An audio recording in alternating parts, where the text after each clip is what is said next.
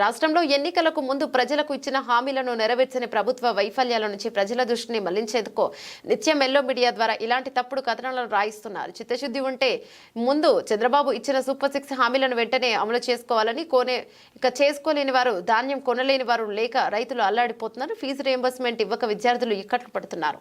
వేల కోట్ల రూపాయల విద్యుత్ ఛార్జీల భారంతో ప్రజల నడ్డి విరుగుతోంది. వీటన్నింటి నుంచి తప్పించుకునేందుకు రోజు ఎల్లో మీడియాతో రాజకీయంగా ప్రతి అంశాన్ని చిత్రీకరిస్తూ బురద జల్లుతున్నారు. ఇటువంటి తప్పుడు కథనాలను వైఎస్ఆర్సీపీ తీవ్రంగా ఖండిస్తోందని ఎమ్మెల్సీ లేలా అప్పిరెడ్డి అన్నారు. హనానికి జగన్మోహన్ రెడ్డి గారిని ఏదో కించపరచాలా, ప్రభుత్వ ధనం దుర్వినియోగం చేశారనే భావన కల్పించాలనే భావంతో దయచేసి మీరు ముందుకు సాగుతుందని చెప్తా ఉన్నా.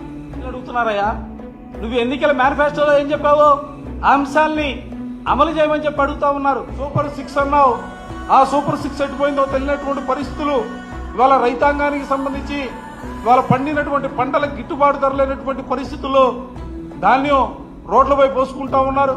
కాటన్ ఎక్కడమ్మాలో తెలియకుండా అయోమయ పరిస్థితుల్లో రైతాంగం ఒక పక్క ఉంది, మరో పక్క ప్రజలపైన భారం మోపే విధంగా విద్యుత్ ఛార్జీలు 15,500 కోట్ల విద్యుత్ భారాన్ని ఇవాళ మోపుతున్నటువంటి పరిస్థితులు ఉన్నాయి.